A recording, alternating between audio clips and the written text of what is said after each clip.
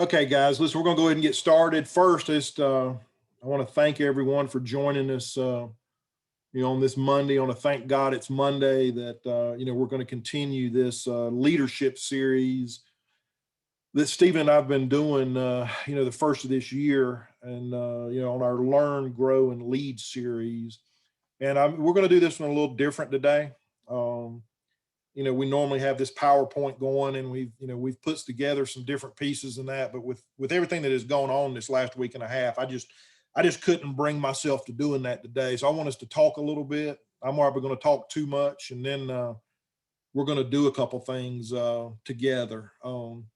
First, I just want to thank all of you um, for all the prayers for the Lewis and Shook families and the comfort that's been displayed to everyone here at GSM Services and that residential group, and from all of you guys helping each other through this mess, and especially the outpouring from our community and how everybody here has responded, to help each other. We're coming out of this thing.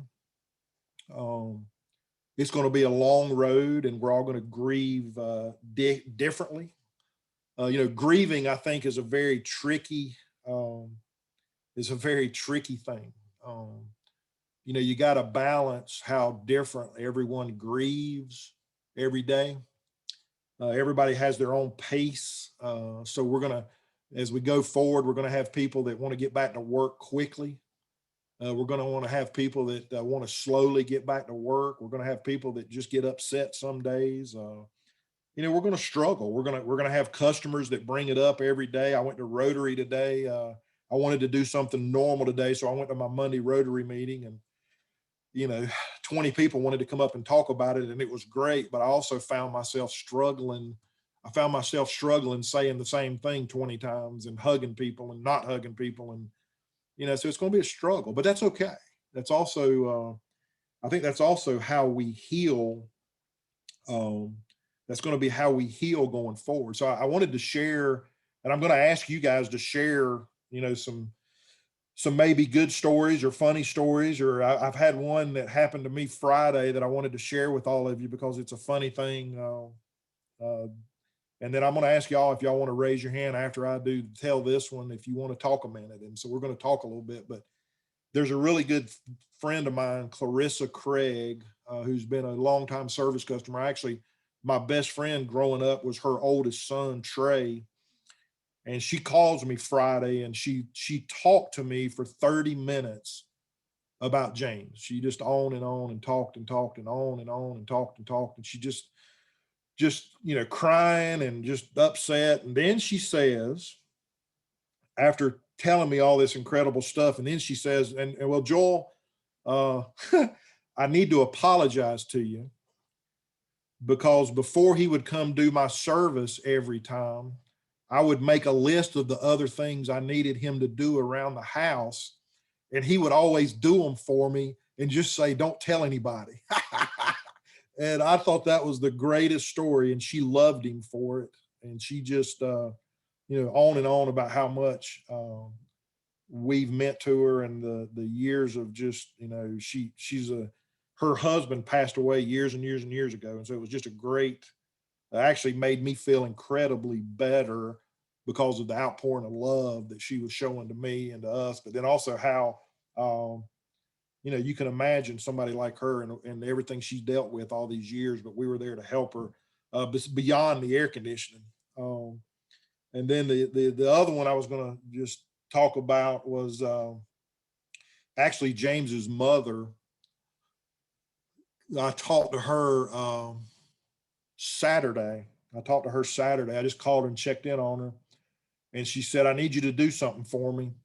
Uh, I've got a can of Freon here, and I'm going to have to get one of y'all to come put this in my car before it gets hot because I'm not going through another hot summer." And I just thought that was the best thing. And I said, "You're a piece of work, aren't you?" And she goes, "You better believe I'm a piece of work." And so it just really was a healing. It was really a healing thing. And so really, what I wanted to ask you is if you have any stories or anything that's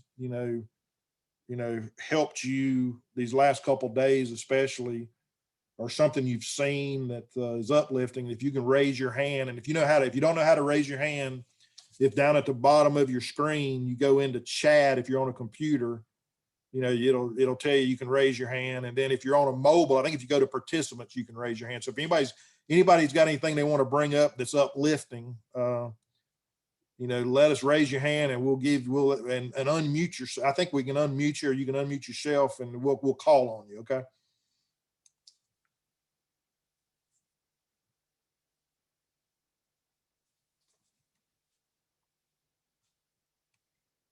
Or not.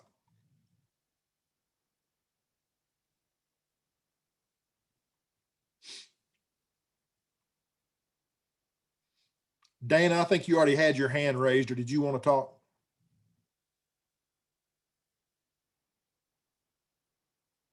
I had it already raised. Okay. So Dana, if you go back in and you click it again, it'll say lower your hand, and that's how you take it down. There you go.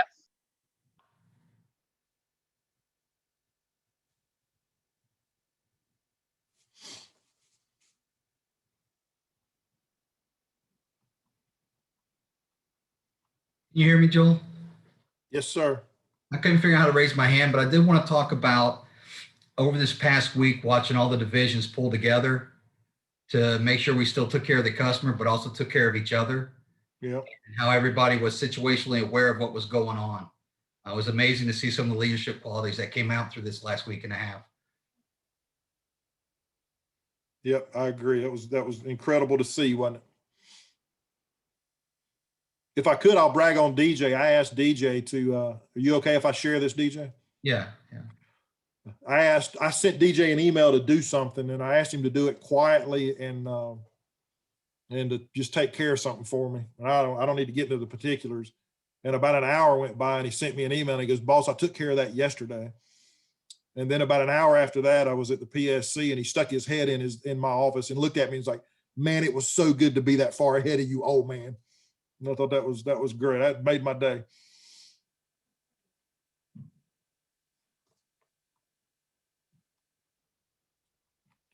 All right, Jeff's iPad, I know you got your hand raised. Can you go ahead?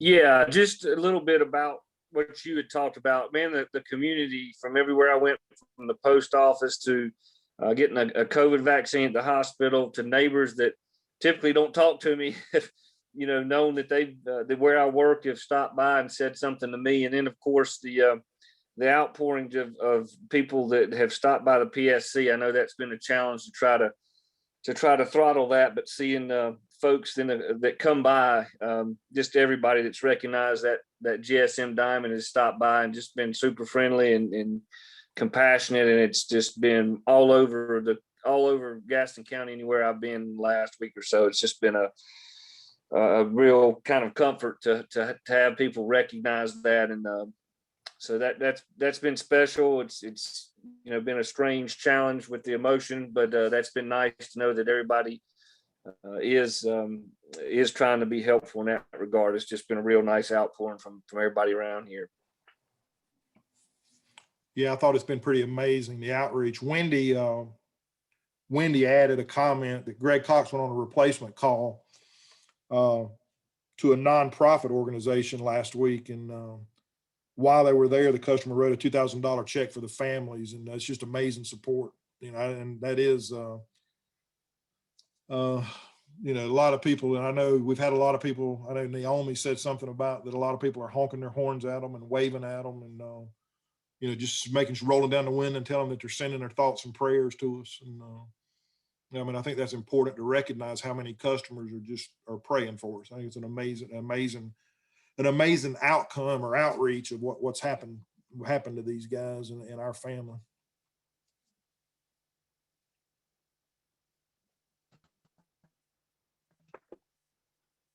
I'd like to thank Valencia and Amy for all their work on the GoFundMe. That was a huge effort, and we couldn't have done what we were able to do without them. So thank you guys.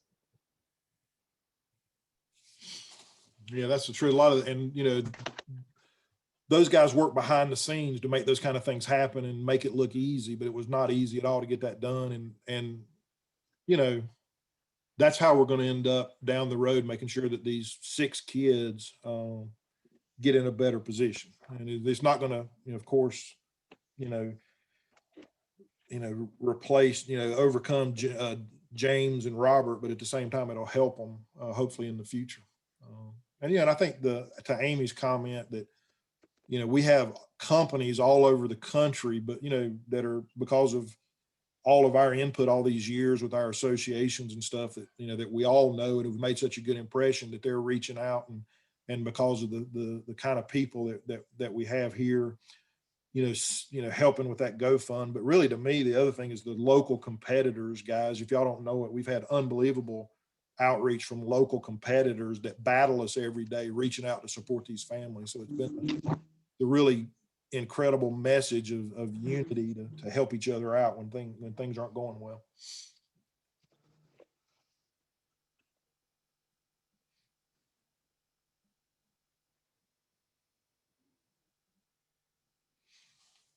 Yeah, I think you see that note that from Valencia too, that, you know, while at Martha Rivers setting up the reception that we had, that a lot of people came over and talked and wanted to know how to contribute and all that stuff. So you can just feel the love, and I hope you guys have felt the love from the community. That's a great point.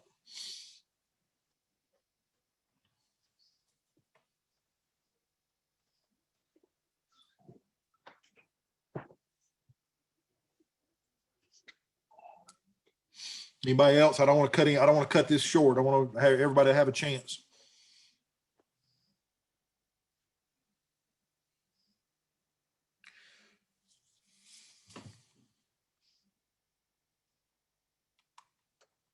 So through this, listen, thanks for those comments and everything. And, you know, for me, this has been you know, really uplifting what the community has done for us, and how they've supported us and how we've supported each other. But I did, there is a worry, a couple, but one of them for me that's developed.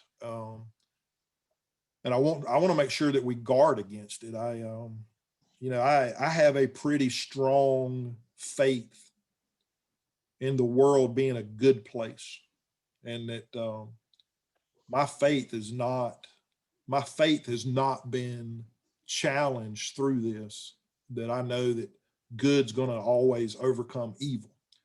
And it's easy right now, I think, if you're not careful, to go down a road where you question that. But I know that good is going to conquer evil.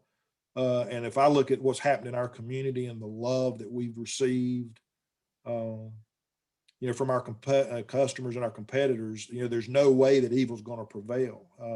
We just got to keep looking for the good each day going forward. We got to look in the good in each other. We got to look in some of the good that's coming out. And this morning, I wanted to share with you a quote that I saw this morning. Of, you know, there's been a lot of things that jump out at you, I think, because we look for it, but when things like this happen. But it's from Martin Luther King, and I'm sure most of you have heard it, but it's something I think we need to focus on. It's darkness cannot put out darkness. Only light can do that. Hate cannot drive out hate. Only love can do that. And I think especially the circumstances we've gotten in the last 2 weeks, I think it's very important that we never forget that love is going to drive out hate and light's going to drive out darkness. And that's the situation we're in. And it's really up to us. It's up to us to go forward that way. And I think this is how, as we go forward, we're going to transform this grieving that we have. And I hope we can honor the lives of James and Robert going forward by focusing on that we're going to be light, and we're going to be love, and we're going to show that to each other. And, you know, this whole series is about leadership, right, guys? This whole thing is about leadership. All these conversations we've been having, and, you know, Stephen and I decided that we were going to focus on learn, growing, and leading, because we thought we needed to have some changes in the company. We really didn't like where the company had drifted in a lot of ways. We were focused too much on growing in a lot of cases, and conversations were about, meeting goals, financial goals, all this mess. And it really is not at the core of what's built the company. And so, was I reminded of that? I frankly, I watched, if I can, I watched Mark Benton and his residential group navigate through this mess the last week and a half. And I don't think there's a group closer than these guys in the entire company. Frankly, I'm not sure other groups in the company could have fared as well as they did together, because this group is the closest group overall probably in the company, from being with each other every day and caring with each other and building each other up. And so it was really just an honor, and it has inspired me. It's inspired me to talk about this today, about their dedication and their with each other, their dedication to each other, but really their overall goodness with wanting each other to win. And I think all of us need to learn a big lesson from Mark and his group going forward. And we need to figure out how to change the things that we need to change in our groups. And it's up to individuals. Leadership is about individuals caring about each other. And so the challenge, the mission, I wanted to talk about a couple worries, but I really wanted us to turn this into a mission today. And this is hard, guys. But I want us to figure out how we can translate this mission into caring about each other more. And it's about individuals caring about each other. We kind of, in my divisions, our evaluations, we don't do a good job of that. They're always late. We have too many other things to focus on. We put those things first. We don't seem to build team members. We don't really seem to focus on, building our team members up as much and making them part of our family and team as much as we should. We don't seem to invest the time. Our turnover rates are really higher than they should be in a lot of the groups. And I think it's because we don't invest and we don't make it personal enough. And so I'm wanting to commit to you guys that I'm going to do a better job of making it more personal with my group, with my people. And I need you guys to do the same thing. This is about us leading. It's not about, it's not about some edict that, hey, we're going to change the policy in the company. It's not about that. It's about people. It's about caring. And so I think, if we can, the challenge that I want to issue to everybody today, and the mission coming out of this god awful mess, is that we need to figure out how, and I've been talking about us prevailing, that we will prevail, and I know we'll prevail because we're tough and all those things. But really, to me, it's how are we going to prevail? Are we going to prevail by being closer together and caring more about each other and spending more time on helping each other grow and knowing each other better? Or are we going to prevail at our jobs? And so I want to congratulate, the residential group on how much they care. And I'm inspired by your leadership and your love for each other. And I want to steal that for everybody else. And I want to thank you for doing what you've done. And I'm going to put that mission and challenge out to the rest of us. This leadership thing is a great thing, but it's really about people, guys. And